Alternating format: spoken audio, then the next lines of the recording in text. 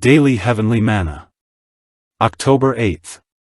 Be not deceived, he that soweth to his flesh shall of the flesh reap corruption, but he that soweth to the Spirit shall of the Spirit reap life everlasting. Galatians 6 verses 7, 8.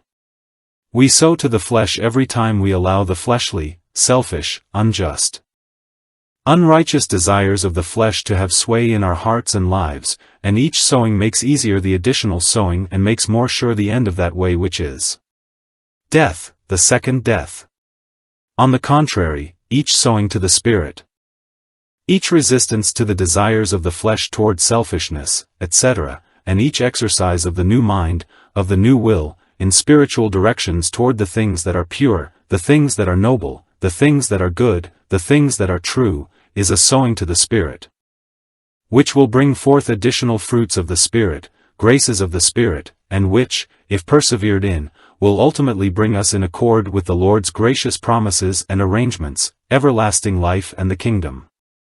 As he deceives himself who sows natural seed of a certain kind and expects to reap a crop of another kind, so he deceives himself who sows a figurative seed of one kind and expects to reap a symbolic crop of another kind.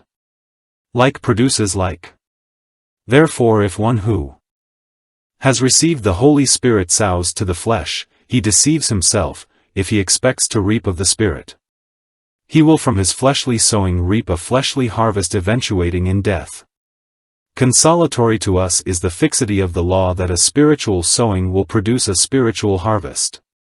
If, therefore, we sow to the Spirit, faithfully study, spread and practice spiritual things, we will experience no disappointment, for our harvest will be eternal life. Questions. What have been this week's sowings? In what did they result? How could they be improved?